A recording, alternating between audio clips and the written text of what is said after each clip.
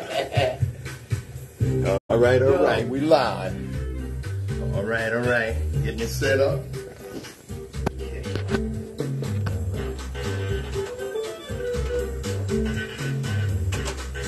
We are live. Yo, y'all still, y'all done. WHGE 95.3 FM. Coming up, the Open Eye. Yo, what's good? You know what it is. Y'all tuned in to the Open Eye, WHGE 95.3. Mr. Gibbs, Nsoromma in the building. Yeah, your intellectual surgeon. You dig? So, yo, come on. Ask questions, call, do what you gotta do. 844-WHGE 953. That's the phone number. You dig?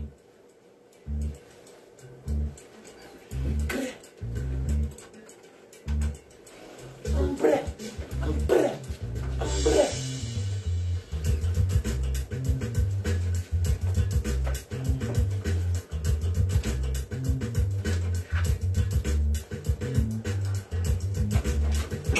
Those of us that indulge in or commit intellectual violence don't do so for the pleasure of mental masturbation or ego digging.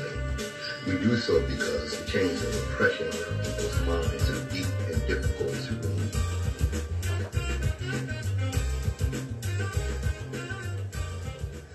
Good morning, my children of the sun. Welcome to the Open Eye on WHGE 95.3 FM, the education advocacy station.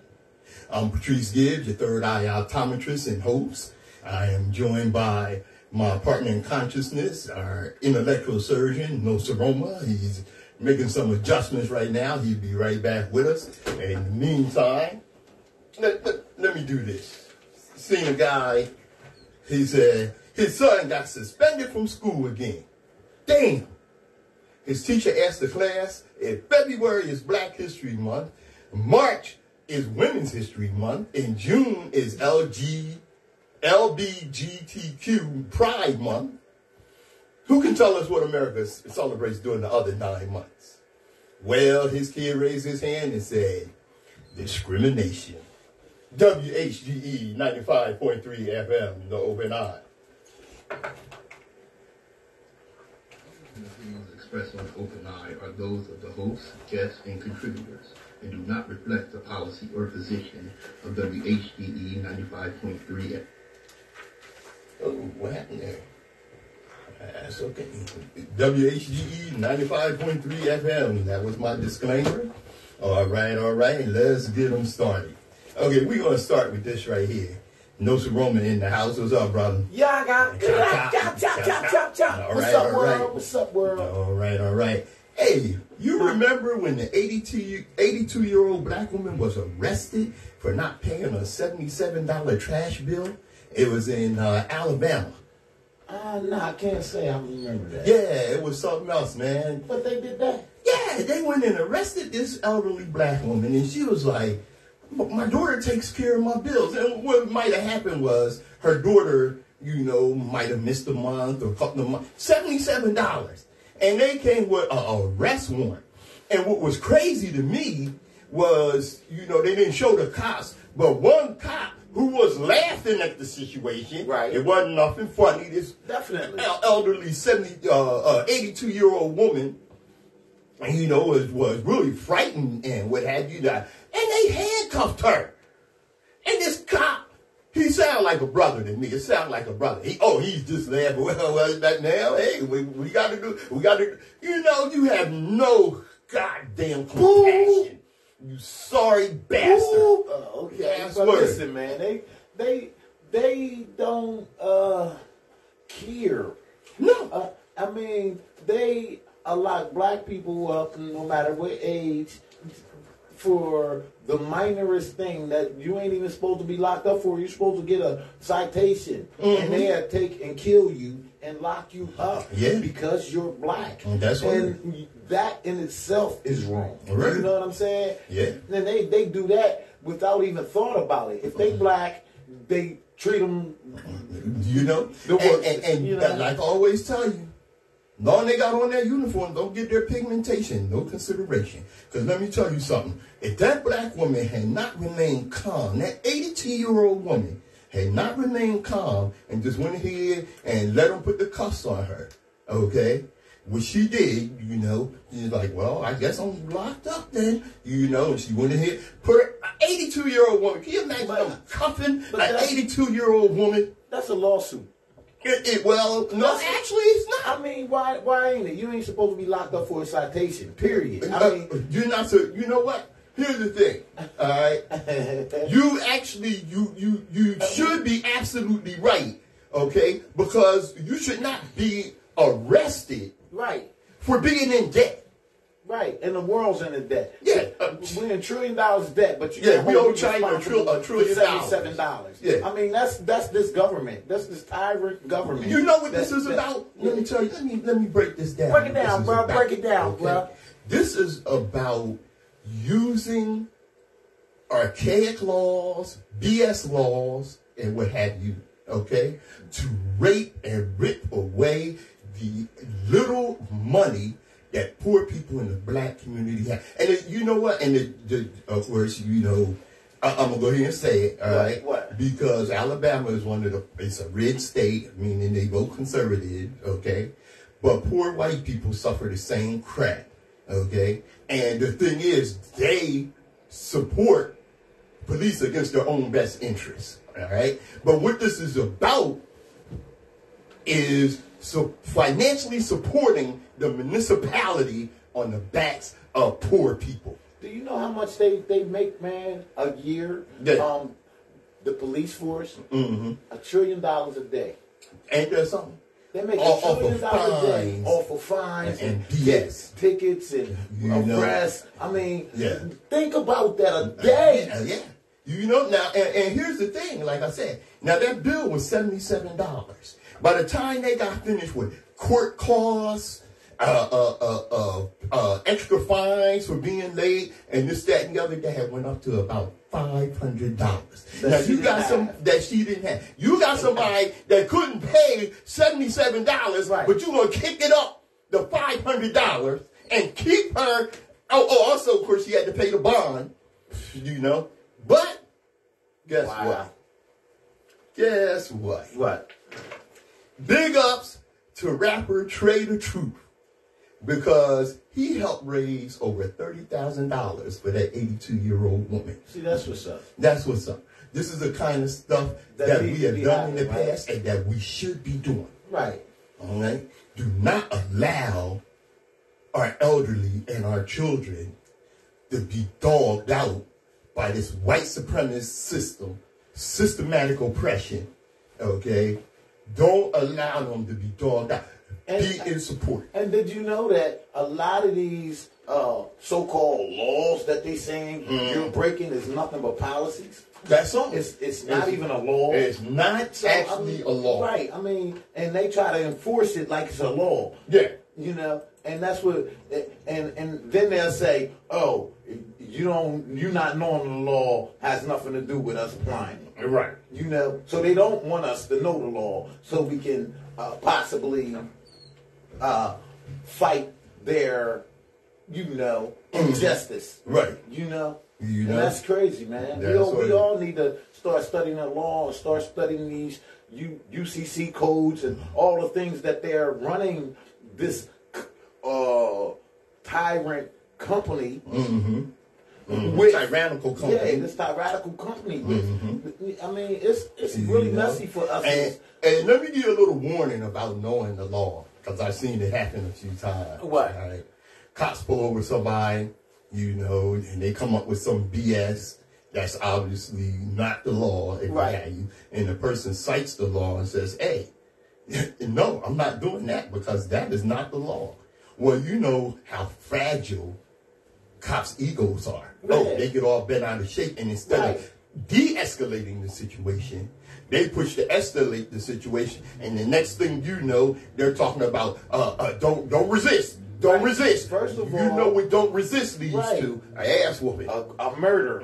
Or a murder. Right. And so what you have the right to do, they say this when they come in and get you to lock you up and everything. Yeah. you have the right to remain silent. You don't have to say anything. If you're driving, just hand your license and your insurance. Right. I mean, you have to be straight now. You can't remain silent and be in the wrong. Right. You have to remain silent and be correct with all your credentials. And then anything from there, now it's a lawsuit because you have the right not to say anything. And we always arguing, going back and forth with them, answering their questions. You don't have to answer one question. You have the right to remain silent. Use it. That's word. WHGE 95.3 FM. And Nsoromma and Patrice Gibbs right here on right here on the Open Eye. All right. Yo, what's up, y'all? Sherry. Hey, yo, Dorothy. What's good, Steve? Yo. Hey, Taisha. Wagwan. Yo, you doing any more cakes and cupcakes? What's up? Yo, that's what it is. Thanks for tuning in, y'all. Open eye, where we open that mind up. Give y'all that information. Hit us up on what y'all want to know. If we need to do some research, we'll do that. So, yo, link up. You dig? The Open Eye with Patrice Gibbs. Nsoromma in the building. All right. Listen, give y'all a little history, but I will tell you that I am going to take y'all down the rabbit hole today. The rabbit hole? Yes. Oh, indeed. Lord. You ever heard of Oscar Devereaux Michaud? Oscar Devereaux Michaud? No, I can't say I have. Okay. He lived from 1884 to 1951. Okay. He was really the first black filmmaker, the first independent black. He's an author, film director, an independent producer of more than 44 films. Wow. Okay. I didn't even know they was doing films back then. Oh yeah. Well, he started out in the silent film era. Okay. Probably started making films before the 1920s even. Okay, because the silent film era started like in 1910, somewhere around there. Anyway, although the short-lived Lincoln Motion Picture Company was the first movie company owned and controlled by black filmmakers, right? Michaud is regarded as the first major African-American feature filmmaker. He was a prominent producer of what they called race films, meaning films with and for blacks. Okay, and has been described as the most successful African-American filmmaker of the first half of the 20th century, which he was. He produced both silent and sound films, like I said earlier. His first movie, The Homesteader, his debut film based on the novel of the same name, which he wrote, okay? This is a serious brother here, okay? Was the first feature-length film made by an African-American. His next film, Within Our Gates, was a response to the racist film, Birth of a Nation. He said that one of the greatest tasks of his life has been to teach that the colored man can be anything. Oscar Michaud. Yes, indeed, he was. And we can. Yes, indeed. We might get a couple of hickeys, lose a couple family members because certain people don't want us to be in that position, you know. But other than that, we can be anything that we want to be. Anything. Especially if you're prepared. You got your AR-15, you got your Uzi, and you got all the things that you need to protect yourself and your family. And, I mean, Second Amendment is the way. That's the deal. Yeah, okay, I hear you over there, brother. And they try to take that away. How you not going to give me the right to protect myself? You know, I'm against a bear or a tiger. I'm in the woods. Okay. You know, this is a jungle we live in. This is true. A concrete jungle that we live in. I'll tell you something. What? You know, you hear a lot of people complain about, you know, the proliferation of guns throughout our society. You want to change the proliferation of guns throughout our society? I advise all black people to go and get your firearms license. I bet the laws changed then. They're trying to change that now because black people are doing it, and not in the numbers that is scaring them enough. Nah, but not only and I don't want to get too deep in that. What? Okay, because we got a lot to get to here. Go ahead. Nah, come on, let's go. Okay, all right. I want to get some more history. All right. Did you know? All right, that Southern blacks were actually banned from eating vanilla ice cream during the Jim Crow era, except on the 4th of July. Like they were giving black people a little treat. And did you know? Well, I heard, from an elderly, because we have to listen to the elders because they're wiser and they've been through stuff that's not in the books, And one elder told me that ice cream used to be chocolate. Vanilla ice cream used to be black, and it was so good they changed it to white. Okay, let me. Is that true? Yeah, there's a lot of truth in that. Okay, but here's the thing. All right, the racist hierarchy in the South manifested in several ways, but most people don't know that racism even impacted what food blacks were allowed to buy. Wow. As Maya Angelou once wrote, it was a custom not to sell vanilla ice cream to blacks in many parts of the South, except on Independence Day. Okay? Wow, man. But it was a black man, an enslaved black man named Edmund Albius, who perfected the flavor of vanilla ice cream. Its white sweetness was viewed as a representation of the American dream, which is why blacks were kept from eating it. Wow. Yeah. This is how deep that is, and I'm going to tell you something about that a little deeper into the show. Okay? Now, one of the things that many people define the current political situation here in the country is that basically the country has moved from a republic, a democratic republic, to a fascist nation. Okay? And that is really pushed by the right wing. And let me break that down because, of course, you got those that say, break it down. Yeah, well, this is America and we're a democracy and this charge of fascism just isn't so. Yeah, it is, and I'm going to tell you why. Here are the 14 defining characteristics of fascism. Okay, 1, powerful and continuing nationalism. Okay, why is that a factor? Okay, let me tell you the difference between a nationalist and a patriot. Okay, a nationalist believes in his country no matter what they do. A patriot works to improve his country. See, most of these white supremacists are nothing but nationalists. Okay, you look at and not only are they nationalists, right, but they are, and they admit as much, quote unquote, Christian nationalists. So they had tied their white supremacist religion in with their white supremacist nationalism.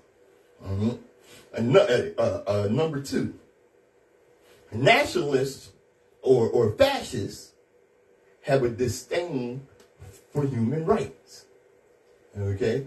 What most of these people think is that rights or privileges are only for the few. And that's for those that are Christian nationalists or elite or this, that, and the other. Right. Now, one of the things in fascism, which of course is related to what most people think of when they think of fascism, is Nazi Germany.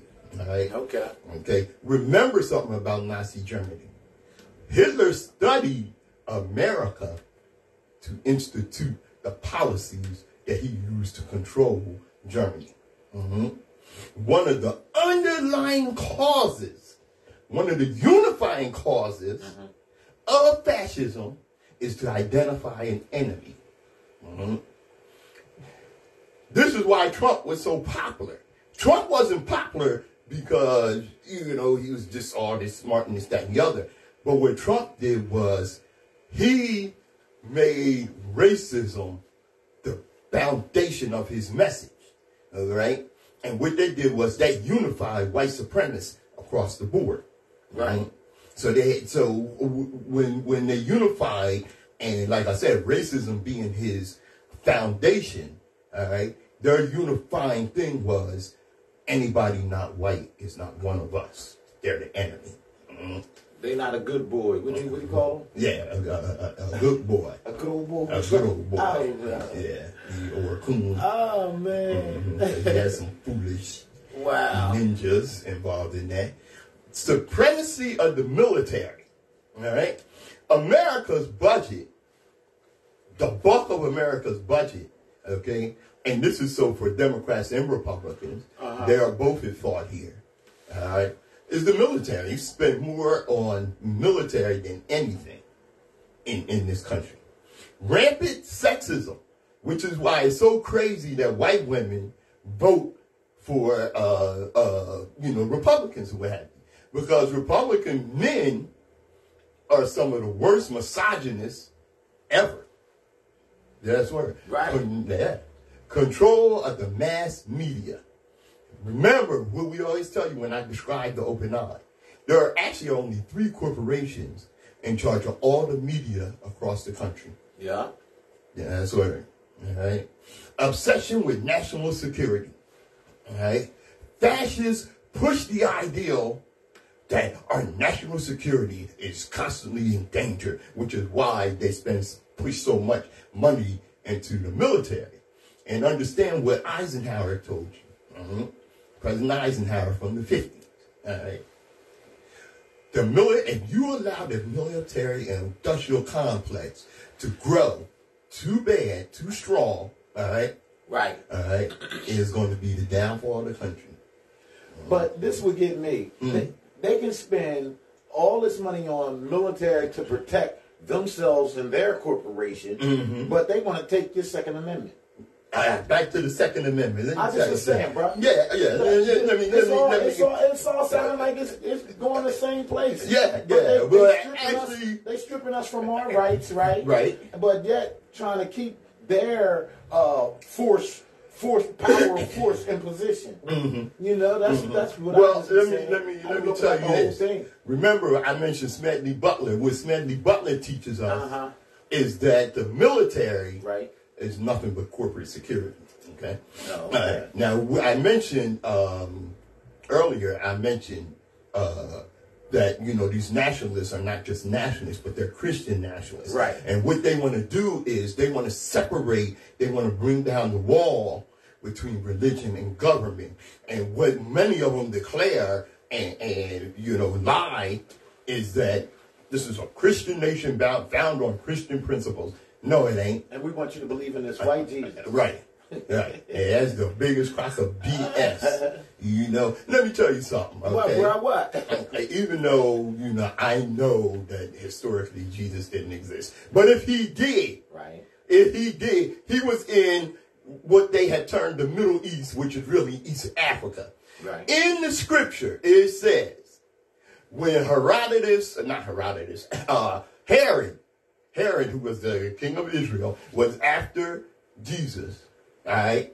Right. Jesus went and hid. Jesus' family went and hid in Egypt. They didn't go hide in Rome. We know what was in Egypt, black and brown people. Right. All right. Corporate power protector. In a way, we already covered that because we said what? And once again, both the Republicans and the Democrats are guilty of this. Protecting the so-called rights of the corporations over the people.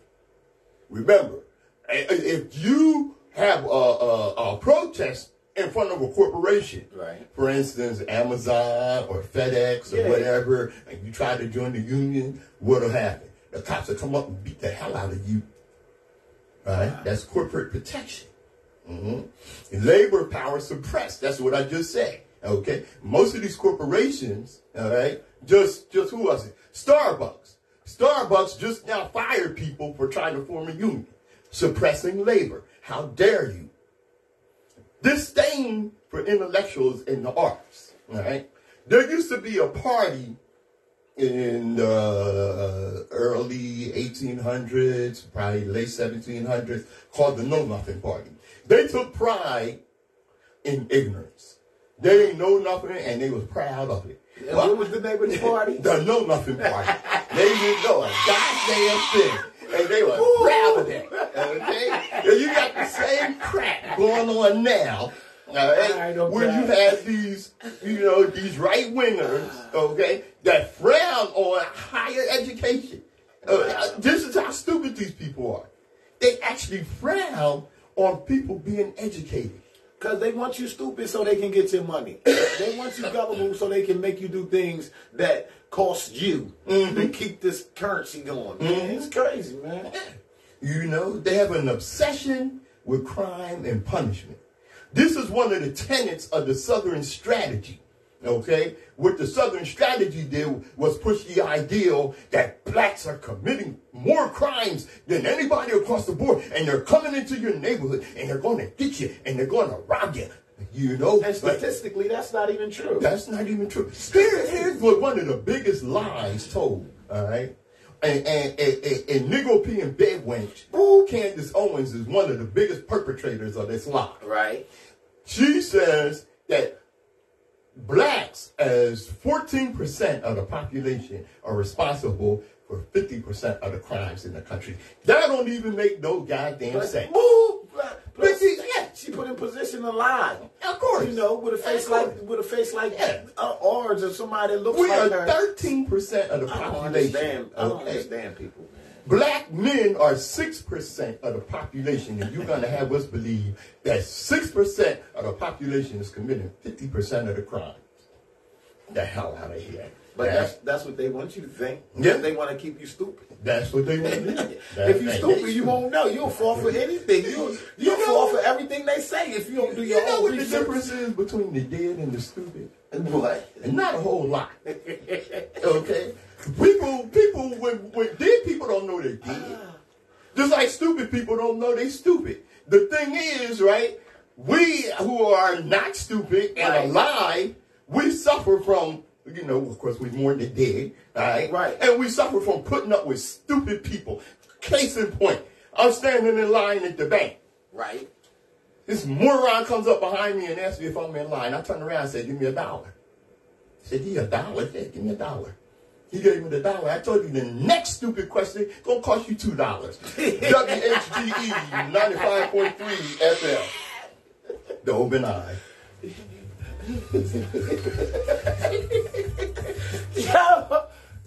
Yo, Mr. Gibbs is in the building. What? Get up. What's good? What? You know who it is. We doing this regular thing like WHGE 95.3. That's what it is. Linwood, what's happening? Taisha, I threw the white Jesus in there for you. You know what I'm saying? Quit playing. Good morning, Sherry. All right. Yes, indeed. WHGE 95.3 FM, the Open Eye. Thursday was January the 5th. The 5th. 2023. We are in 2023. That time is ticking. Ain't it? Yes, indeed. Yeah, big ups on this, Tracy. Okay. January the 5th, 1923. 100 years ago that day. Right. All right. On January 5th, 1923, a mob of over 200 white men attacked the black community in Rosewood, Florida. All right, those of you that don't know about it, shame on you. I don't put people down for not knowing, but there's a movie and plenty of information out there on that. I would advise you to see the movie. All right. They killed over 30 black women, men, and children, burning the town to the ground and forcing all survivors to permanently flee Rosewood. Cut my check. Cut their check. On January 1st, 1923, in Sumner, Florida, a young married white woman named Fannie Taylor claimed she had been assaulted by Jesse Hunter, a black man who had escaped the prison chain gang. Though there was no evidence against Mr. Hunter, he was nowhere in the area, local white men launched a manhunt in Rosewood, a nearby town of about 200 black people. On January 2nd, a mob of white men kidnapped, tortured, and lynched Sam Carter, a black craftsman from Rosewood, on suspicion that he had helped Jesse Hunter escape. White men continued to terrorize Rosewood, searching for Mr. Hunter, and black residents armed themselves in defense. We would fight back. Late on the night of January 4th, a white posse fired into the home of a black Rosewood resident, Sylvester Carrier, whom they suspected of harboring Mr. Hunter, and killed an elderly woman. Remember in the movie, they fired in my man's home? Who was that? Don Cheadle that played that character? I think so. And they killed his mother, who was played by Nsoromma, also known as Florida Evans. Yeah. And a gunfight between Carrier and the mob lasted until the early morning. He defended his family as best he could, and people were killed on both sides. Outraged that black residents had fought back, the posse left the scene to regroup. See, they shut them down and returned with more men. And not only that, when they was doing that, they used to go to, the crop, airplane crop. Mm-hmm. They used to go to them and take their planes, fill it up with gas, and ride over the city, dropping the gas on. That's how it really burnt down real bad like that. That's what happened in Tulsa. Oh, okay. Wow. It was the first time that an American city had been bombed by the air. You know the next time it happened? And Philly. Exactly. Move. Yeah. Right. That's what. Well, and they only drop bombs on blacks. What's going on with that? I don't understand that. Man, look right there. You drop a bomb. Yeah.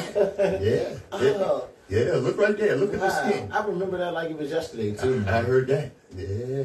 On January 5th, a mob of about 200 to 300 white men attacked Rosewood, killing an estimated 30 or 40 black men, women, and children on sight and burning the town to the ground. Black residents hid in the woods and fled by train to Gainesville, Florida, never to return.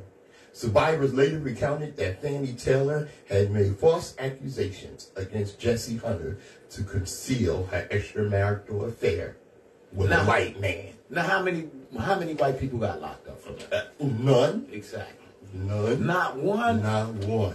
We haven't received justice from stuff like that years ago. It makes me think of Carolyn Bryant.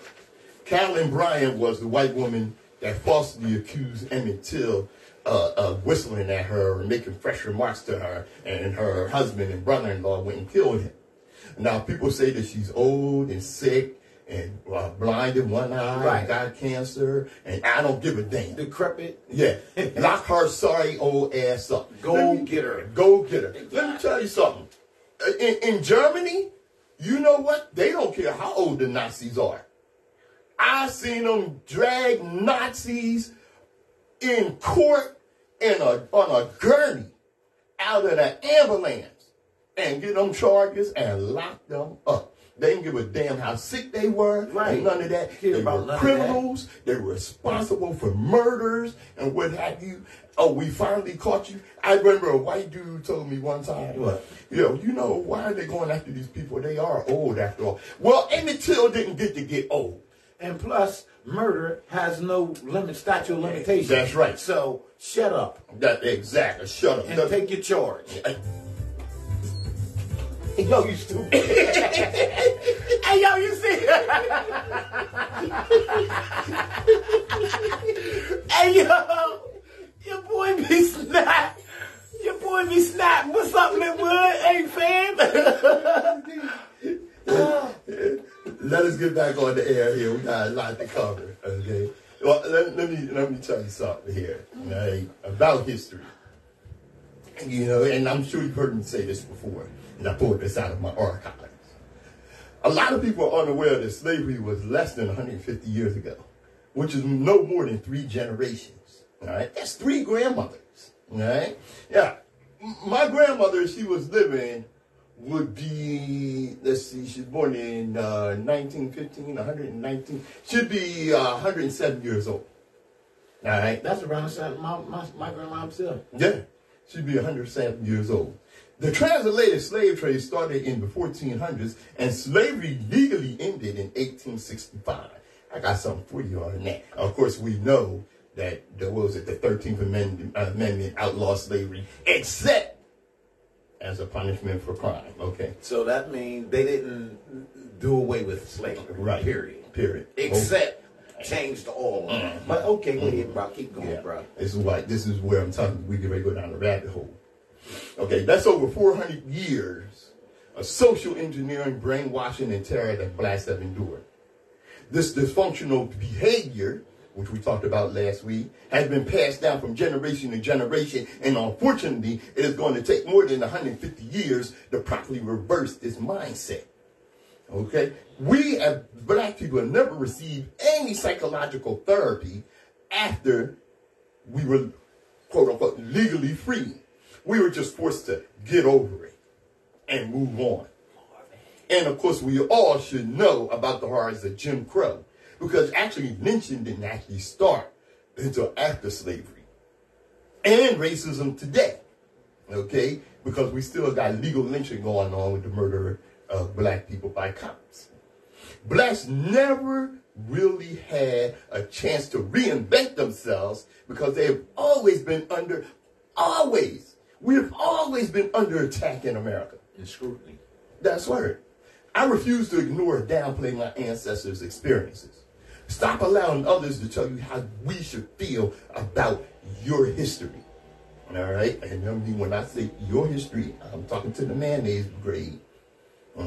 Especially since it plays a critical role in our condition as a people today, economically, socially, and mentally.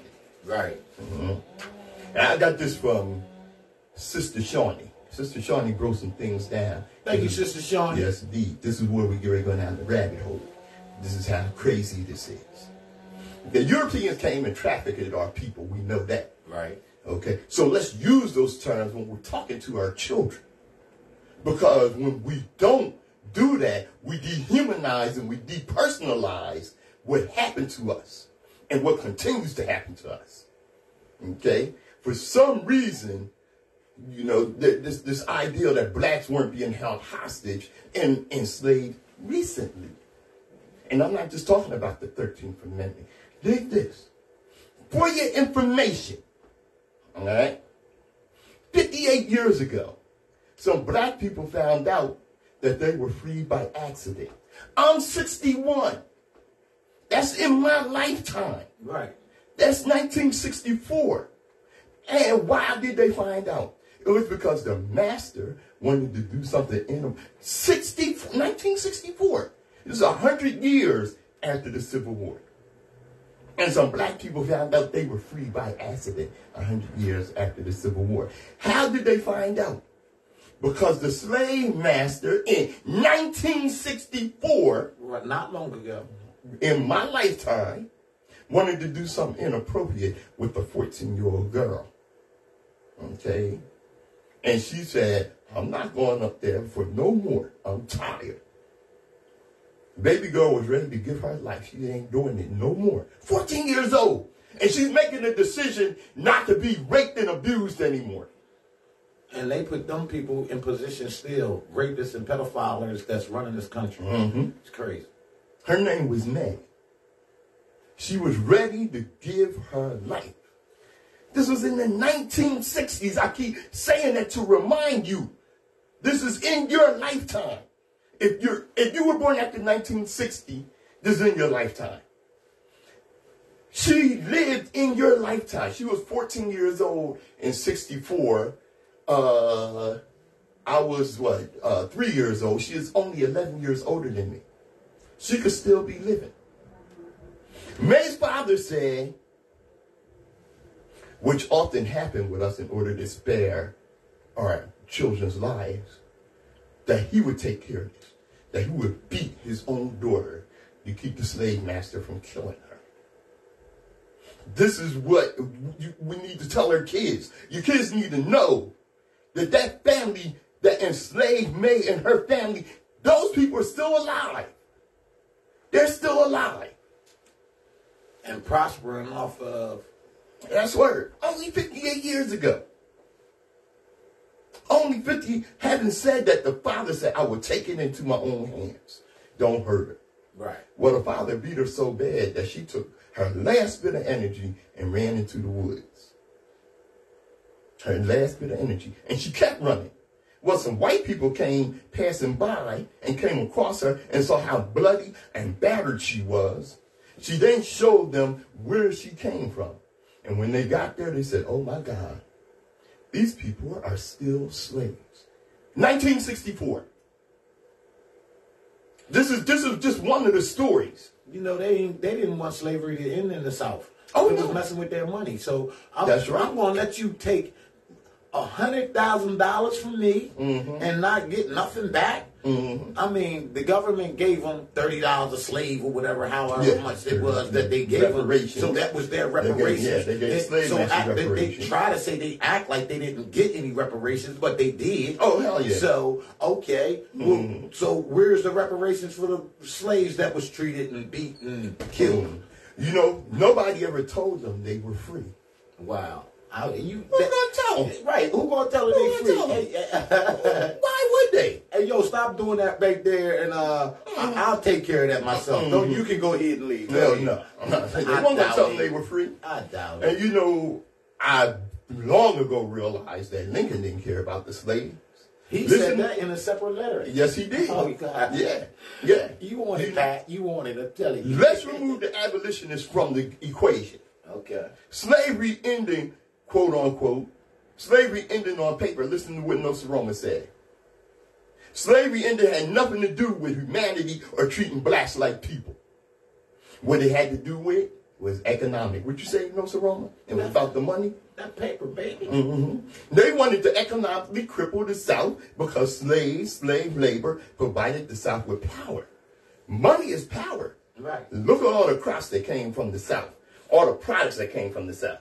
Right, and you said money is power, but the slaves was the power. That's right. You know, and that's what they try to really put out of the situation. Right. Money isn't the power. It was the slaves that was the power that generated that money to make you powerful. Well, You know so what the saying? North wanted to do was economically cripple them. Right. That's why they wanted to free the slaves.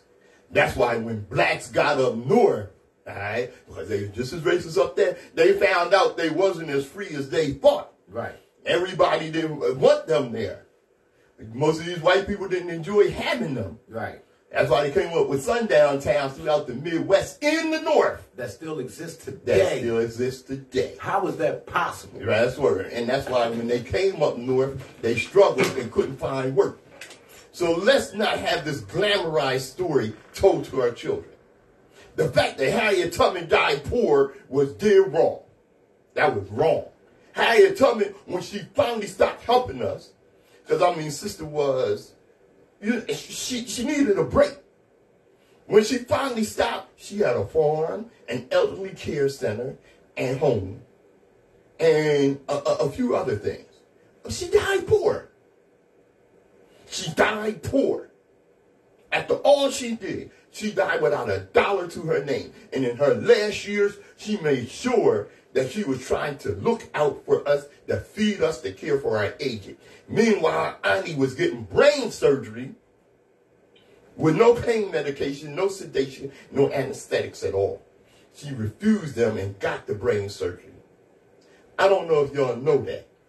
Can you imagine the agony? And she kept going. She kept going for us. F you, Kanye.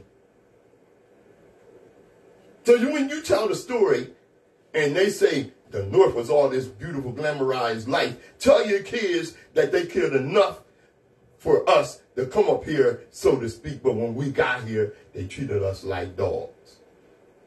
The reason we are in this situation right now is because white people do not believe we are human. They do not believe we are equal. The day they decide that we are human, they are going to have to face what they have done and continue to do to us. They are going to have to face how they not only poison our children, but they make them ignorant to the truth so that they don't know that they are living in a ring of hell. It's not okay. And when I tell you this systemic stuff run so deep down to the senses, it's mind-boggling. Do y'all understand that more people are held accountable for animal cruelty than they are for taking black lives? Yes. Animal cruelty. And they treat that animal better than a black person. They care more about dogs than they do about us. And so when we talking to our babies, we got to tell them that. And with the crusher to me is they take and the first 5 years doctrinate your kid, and then after them 5 years, another 18 years to drill it into them, so they'll be learning the colonial educational. And you know, and see, here's the thing. All right, I want to remind y'all, you cannot leave all this to the teachers. Oh, no. Because you go to the teachers who are like 22 years old, they don't know. Right. They can't tell them. Right. The teachers don't know. Who's going to tell them? No one's going to tell them. It's going to keep revolving. The open eye. And then they put professors like yourself out of colleges. They don't even want you speaking. America. Yes, indeed. WHGE 95.3 FM. The open eye. Yaga! Hey, yo. What up, bro? What up, Marv? Hey, yo. Steve, he go in, man. He do. He just go in. And that's what it's about. We hitting you with the real, and you can't deny the real if it's real.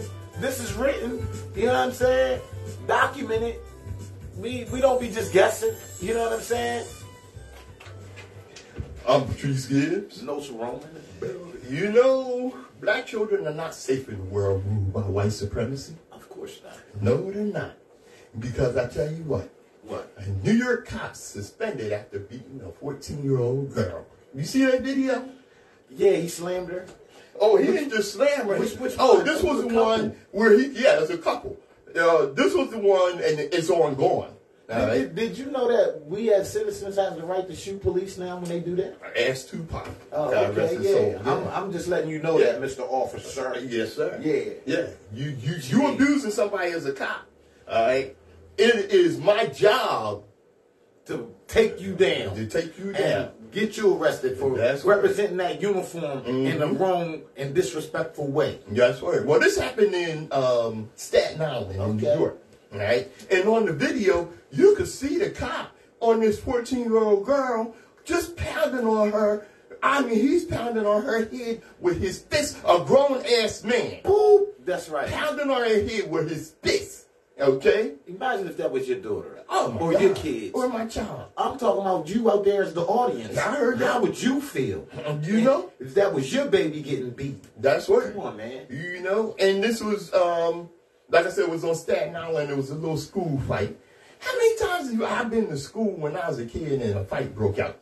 And after the fight was over and we broke it up, we moved on. We did not need these race soldiers coming in. The cop is supposed to de-escalate the situation. They always come to escalate because they want to lock you up and get that $1 trillion money that they got going on.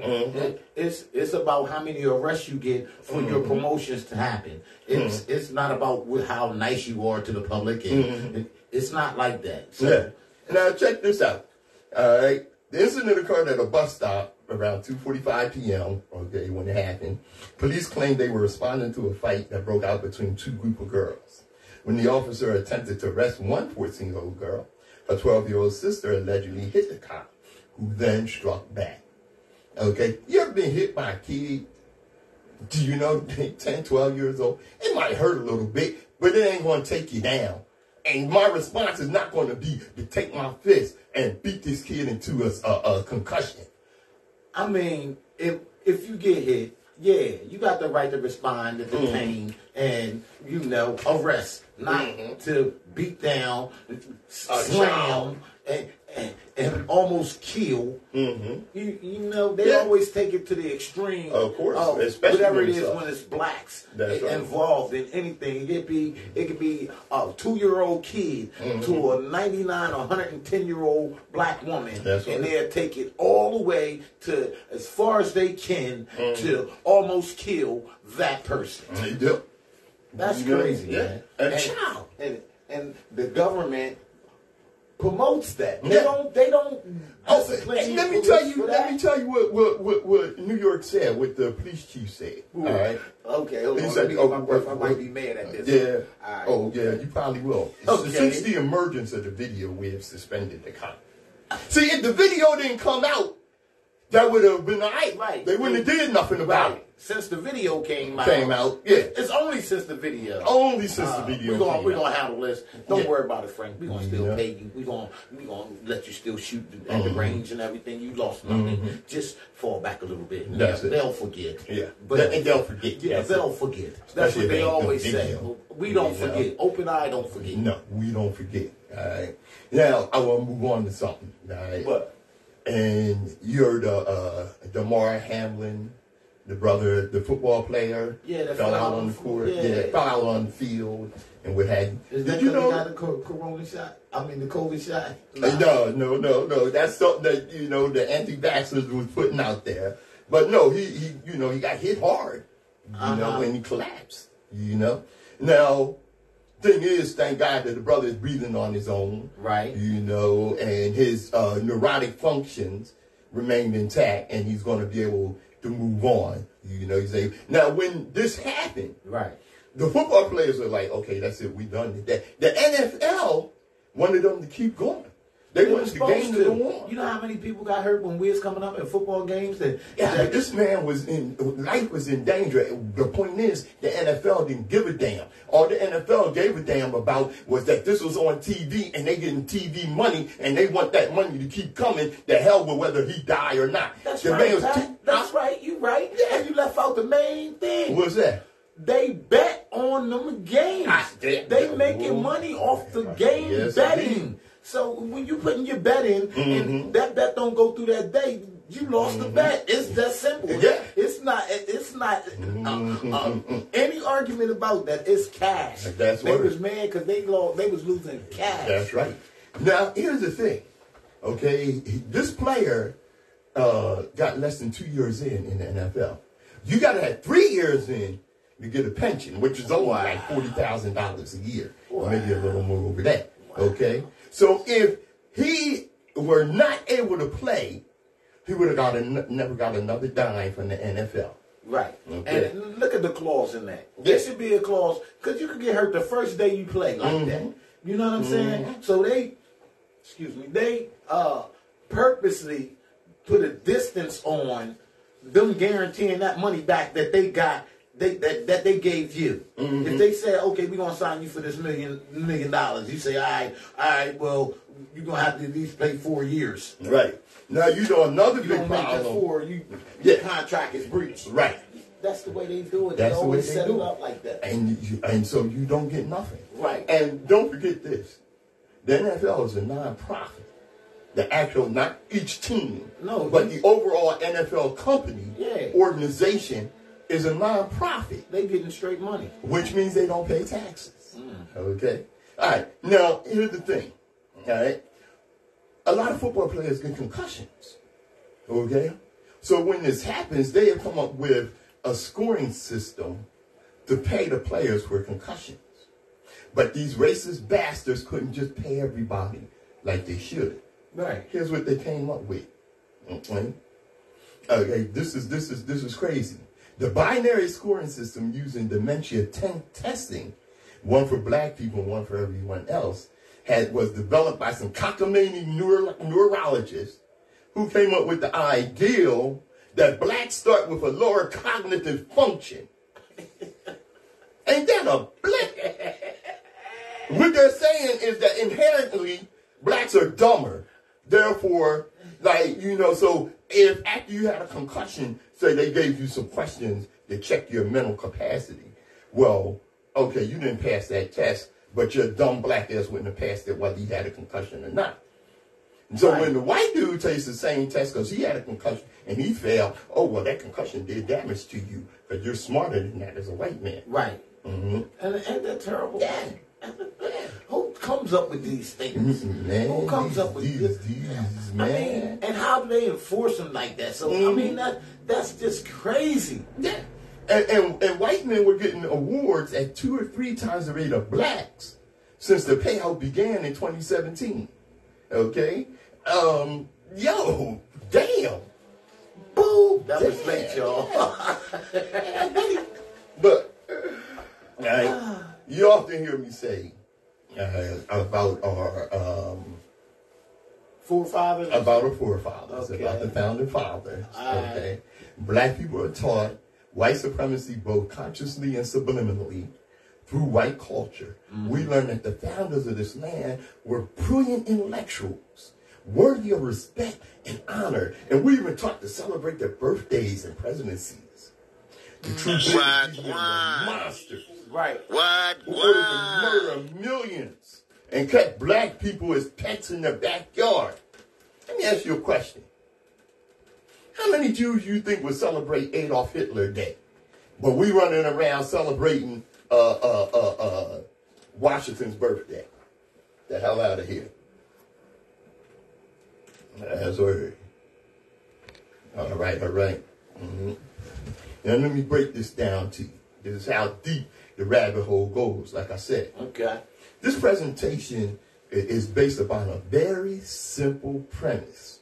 Namely, that in their relationship with the black race, Europeans, whites, are psychopaths.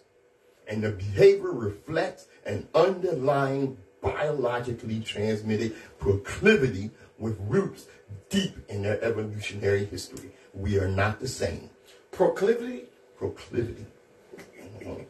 The psychopath is an individual who is constantly in conflict with other persons or groups.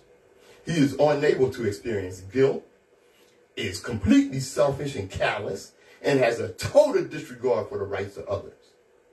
Okay, this is from a paper called The Psychopathic Racial Personality by Dr. Bobby E. Wright. This entire world is run by psychopaths. Really.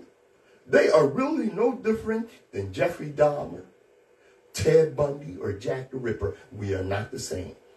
Wow. This is why I always tell black people, you cannot appeal to the morality of folks that have no goddamn moral. Boom. Now this is not talking about individual persons. This is talking about institutions. This is talking about groups, empires, and the systems that they put into place.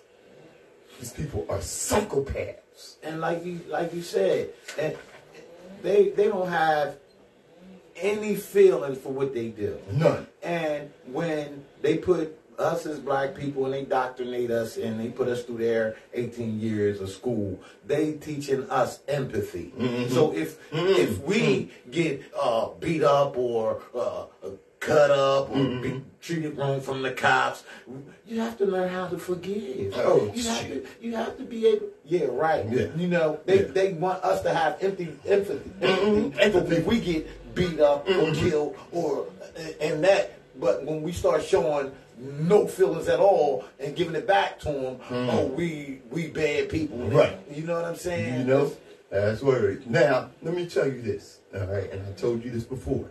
What? You know, stop calling global white supremacy the Illuminati. Stop making global white supremacy some spooky, all-powerful, insurmountable entity. It is not. Right. Global white supremacy is a bunch of ego-psychotic white men who robbed and murdered their way to wealth and power. Right. They are not insurmountable. They can and must be destroyed. The thing is, the situation is becoming urgent before they destroy the world. Okay? White supremacy is a collective delusion that is supported by white academia and is reinforced by white perception of cosmology. What is cosmology? Reaction. Mm-hmm. Cosmology, the study of how the world or the universe came to be. Right. White people have centered and omnipotized themselves by consistently reinforcing the ideal through arts, literature, and theology that they are the ultimate purity and authority. I just told you, these people are a bunch of psychopaths. But as they do their research and go back in science and go further back, they find that they didn't even exist. Right. So they stopped going back and finding history and started making their own. Yeah, they started making stuff up. Right. I mean, you know. See, what they do is they suffer from a God complex that is made into white superiority. And when you remove somebody from a delusion of grandeur, when you remove somebody from their self-perception, they experience cognizant dissonance. And the brain perceives that as pain. See, this is why they get so bent out of shape. This is the reason white tears exist, because they cannot fathom that they are not adored or ordained. I don't ordain or adore none of you psycho. Boo! the hell out of here. You can't be mad at the handicap pack. They have a deficiency. But they're missing the melon. So we have to have to understand that they're sick in some sense. That's what my boy said. It makes me think that movie where it was superheroes, and one of the superheroes caught a child predator, and he said, men are punished and corrected. Dogs are put down. Yeah. But it's vice versa for them. They put us down and correct the dog. Ain't that a blip? And that's real. Yes, it is. WHGE 95.3 FM, the Open Eye. I'm Patrice Gibbs. Nsoromma. And as we always tell you, destiny determines who enters your life, but you decide who stays. Therefore, value those who value you, and don't treat those as a priority. Who treat you as an option. Open Eye, WHGE 95.3 FM. Thanks Hey, yo, you know what it is. Thank y'all for tuning in. Yo, that thing go by so quick and so fast. We be kicking it. And the hour go proud. Hey, yo, you know what it is. Sherry, Linwood, Marv, you know what I mean? Dorothy, Steve. Thank y'all for tuning in. Mr. Hey, thank you for tuning in. And hey, Dorothy, I see you over there. That's word. As I always tell you, 3 words. Global African supremacy. I'm Patrice Gibbs. Nsoromma streaming all platforms, you dig? All right. Peace.